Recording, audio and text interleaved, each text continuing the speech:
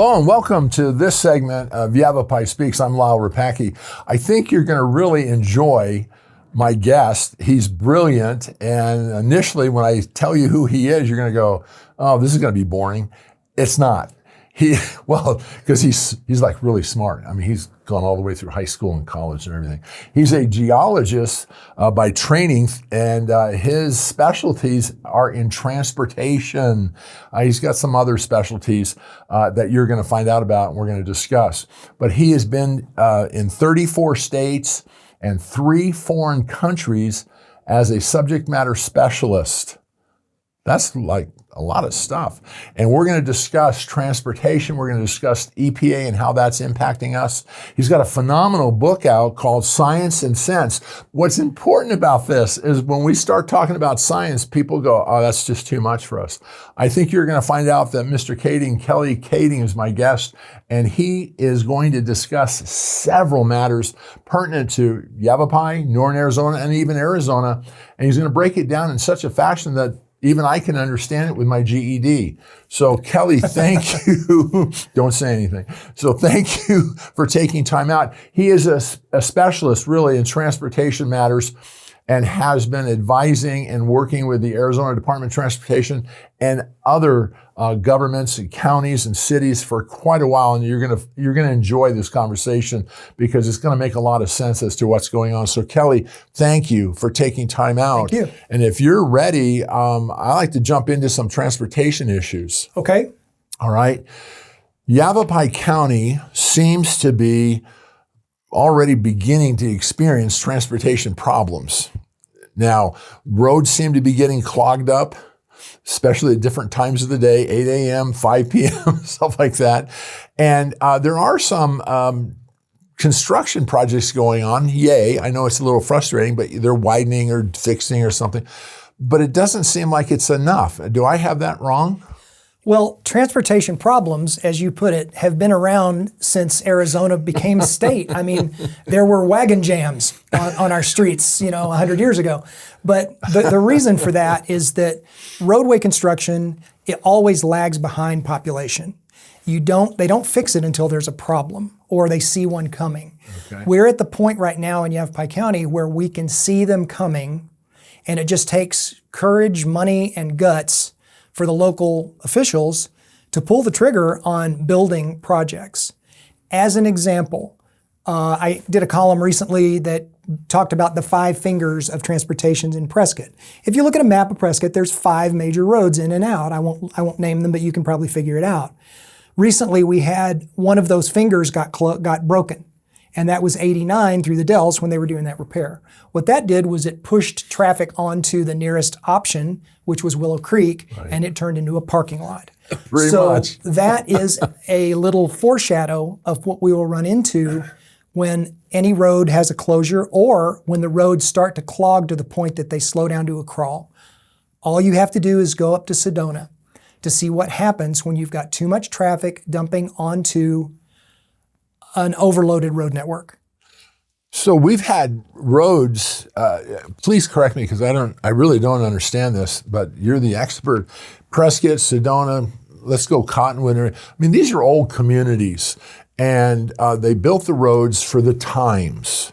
But it seems in the last 2 to 5, 6 years, more people have moved up to Northern Arizona, Yavapai County, and the roads are just not capable of handling that. Do I have that wrong? Well, we're going to talk about growth a little bit more, but what you see now happening, actually, the city of Prescott has grown at about a 2% rate for the last 20 to 25 years.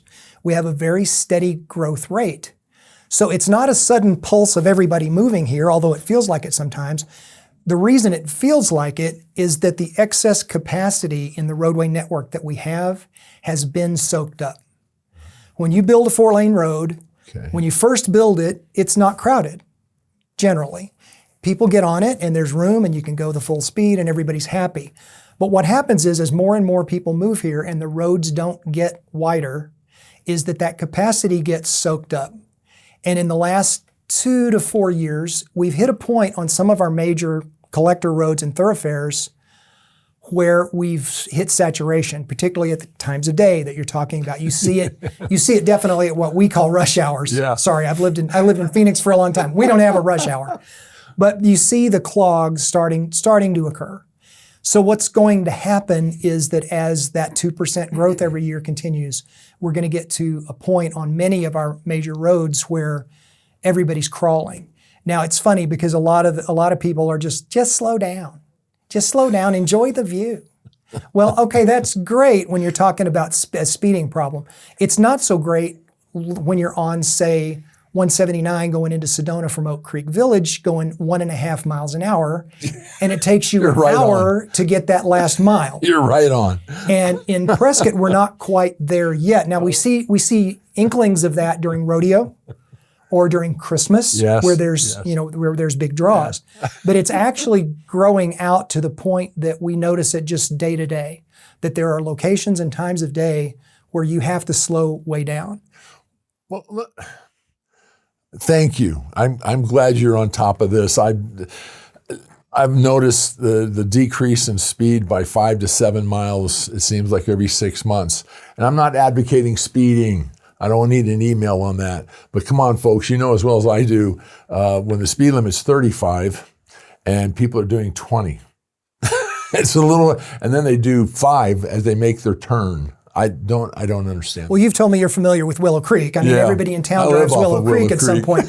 What I notice about Willow Creek is a big problem in traffic, which is differential in speed. Speed does not kill. Speed by itself is not a problem. If you go out on a freeway and everybody's going 80, it's fairly safe. It's that differential in speed.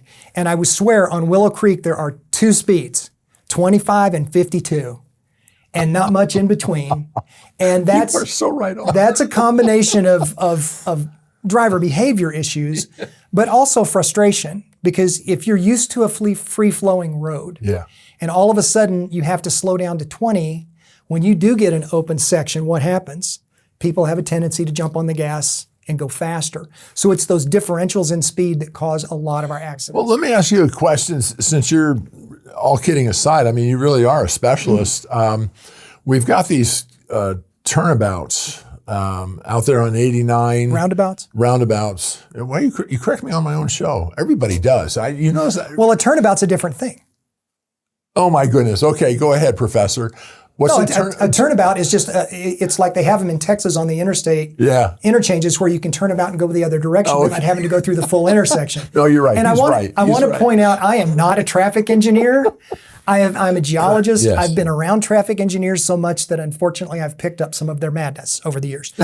But madness is where roundabouts come in. Because the way that we design roundabouts in the United States is wrong. They're too small. We don't have enough lanes in them. If you want to see a proper roundabout, you should visit England.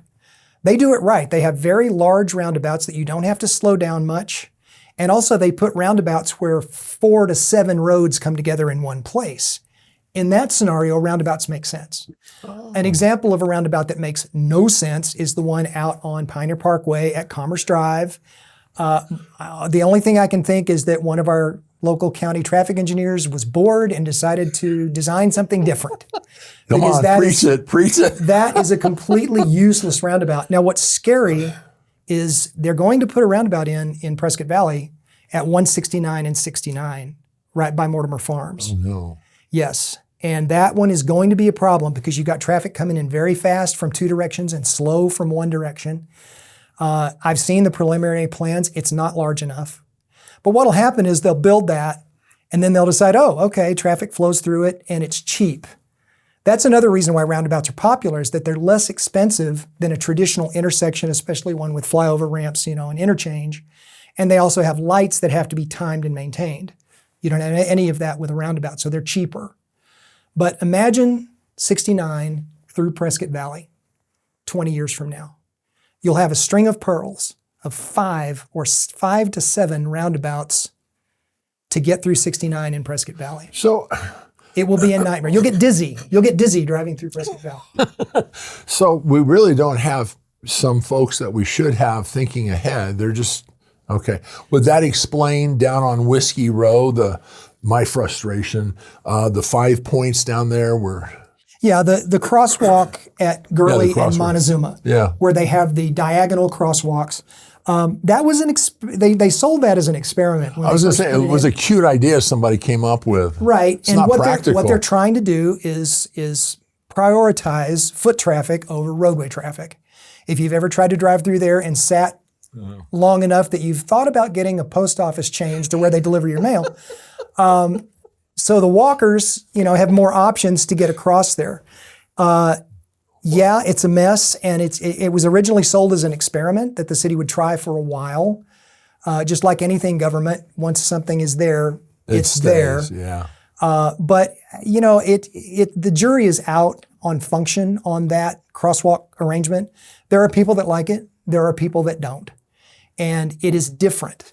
That's another problem with roundabouts and those crosswalks. Is if you have something that's different, that's not what people are used to encountering as they drive or walk, you're going to have confusion, and it's going to lead to issues. So, that particular crosswalk arrangement they've got on the plaza, I think it's the first step toward eventually closing the plaza off to vehicular traffic and just turning it into a pedestrian mall. Oh my! I've heard people say that that's the direction it should go. Just in your professionalism and stuff, if we did that tomorrow morning at 9:00, let's just say, would that be a good move? I mean, it would help the tourists because they would feel more that they are safe to walk around and putz around and all that. It would push the traffic off a block. Yeah, yeah. And so we don't have it doesn't even complete a circle all the way around the plaza because there are places where you can't make a full circle that block out. Okay. So they would have to make some changes there. Yes, it would be better for pedestrians, but it would create a mess. A great example of that is Pearl Street Mall in Boulder, Colorado. They closed off Pearl Street to pedestrians 30 years ago. And what that did was it pushed the traffic off to the next street over. And they weren't prepared. Formerly residential areas are ruined. However, Pearl Street Mall is a great place to stagger from bar to bar because you don't have to worry about getting hit by cars. But it fundamentally changes the character of a downtown area when you do that. Now, I'm not saying that's in the plans right now, but when you do something like they did with those crosswalks, what that tells me is that they are prioritizing pedestrian traffic over vehicular traffic. And it's a first step issue. Interesting. Wow. Let's talk about something that I think we could go on like this for quite a while. So I'm going to ask you to come back if you don't mind. No problem. And let's spend more time discussing actually transportation and roads, highways, things like that. But let's talk about something that I know a lot of people are also scratching their heads over, and that is the EPA. Yep. The Environmental Protection Agency, ladies and gentlemen. Yay, nay, we like it, we don't like it, it needs to be revoked, somebody needs to turn off the lights. What do you think? Well, now we're back to my wheelhouse. Transportation is my hobby because I've worked on so many transportation projects. It's your hobby, but you're a subject matter specialist in that area, Kelly. I'm mainly a has-waste guy. Okay. So on these transportation projects that I've worked on, I've been the hazmat subject matter expert on EISs and things like that. But when it comes to the EPA, I've been working on EPA adjudicated sites for 35 years. Yep. If you think about the EPA, the Environmental Protection Agency came to be in about 1980. It was in response to the Love Canal incident. I won't go into detail on it because it's its own show. But Love Canal was a huge contamination issue. It caused a nexus of childhood cancers and leukemia in New York. It was a big problem, and it got a lot of press in the late 70s. And as a response to that, the federal government came up with the Environmental Protection Agency. Their main charge initially was to clean up abandoned hazardous waste sites. They've done a good job of that as the years have gone by. Unfortunately, though, the EPA's mission has broadened. Originally, they had about 800 employees in 1980. They have 16,000 right now. With DOJ and with Lee Zeldin's, who's the new EPA administrator, they are going in, and 2 weeks ago they announced 31 regulations at EPA that are being rolled back. Yay. And what that does is it refocuses the EPA on their core mission, which is cleaning up abandoned hazardous waste sites. I think everybody can agree that's a good idea. But it also takes them out of the man-made climate change business. And the way that they did that, and I'm going to go a little techie on you here, The way they did that was they struck down, one of the 31 changes in policy was they struck down the endangerment finding. In 2009, that year is important. It was the first year that a certain president was in office. They wanted to codify and weaponize the EPA against the big bugaboo man-made climate change. The endangerment finding basically said that 6 gases had to be controlled and minimized. And those 6 gases are, this is where we're going to get techie, CO2, that's the big one, and I'm going to come back to that. Right. Methane, nitrous oxides, hydrofluorocarbons, perfluorocarbons, and sulfur hexafluorocarbons. Now you'll notice every one of those has got carbon in the word. So what they did was they demonized carbon as a pollutant. You and I are made of carbon. I was going to say. We breathe CO2 out every day. The reason they included CO2 in the endangerment finding and made that CO2 endangered humans was because it gave them enough volume of gases that they could control and regulate. It's about regulation and money. So everything that EPA has done in the climate change area since the 2009 endangerment finding has been underpinned by, well, we have to protect people from carbon. All right, let me just make this point. Mount Pinatubo, volcano that erupted in the Philippines in 1991. In the first 15 days of Mount Pinatubo's eruption, it released more CO2 than man can produce in 15 years. Okay? Our atmosphere is designed to deal with, manage, buffer, and remove carbon from our atmosphere. That is the way our atmosphere is built. And when EPA demonized CO2 and made it something that they could regulate and manage, suddenly everything that man does was under the purview of EPA. This should scare the bejeebers out of anybody, and it scared the bejeebers out of me for many, many years, and we've seen crazy things like the government trying to take away your gas stove, the government having ever-tightening emissions standards for cars to the point that EVs are the only thing that make any sense, and they never made any sense. So by the EPA now rolling back the endangerment finding, just that one of 31 changes, what that's going to do is bring the EPA back to something closer to sanity. They'll be able to do what they're good at, which is cleaning up abandoned hazardous waste sites. Right. And they will probably employ 65% less people and half the budget or less to do their original job. So they'll leave the cows alone. Cow farts can go out of our discussion. One of the other things that the EPA changed was they will no longer go after farmers and ranchers for rainfall that falls on their land. They had changed. I don't know about that. What? They had changed the regulation of what is a navigable water of the United States to dry gulches on desert property was suddenly a navigable water of the U.S., which means that they had regulatory authority over a rancher's stock pond. That has gone away with these new EPA changes. All right, time out on the field here. I told you he was smart. I've enjoyed being at his home and around the big kitchen dining room table and having these discussions. And I walk away, I drive away, and my head is just spinning because I have 101 questions I want to ask him after we're done. So we'll do this again. I'll bring Mr. Kading back. Okay, it rains on a ranch. Yes. The EPA, now help me, the EPA has written a regulation prohibiting that, and they're not allowed. They're not prohibiting the rain. They're prohibiting what the farmer or rancher does with that water once it hits his property. He doesn't own the rainfall that falls on his land. The federal government regulates it. That's gone now. I want to point that out. That's part of these changes that I'm so excited about at EPA. Oh my gosh. Is that they are basically cutting out the insanity. Yeah. Oh, good. Yeah. So as we step away from the EPA discussion, if you want to do further research on it, you can just Google 31 changes at EPA, and it'll come up, and you'll see the list of all of the regulations that EPA is rolling back as of 2 weeks ago. Okay. This has a multi-pronged effect. We're less regulated. Yes. The economy can boom. Yes. Farmers and ranchers no longer have to worry about losing their land because they have a giant EPA fine.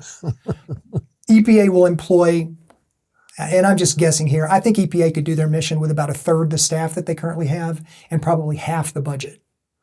That's a DOJ thing, but it's also an EPA thing. They're working together to basically bring sanity, back to the way that EPA operates.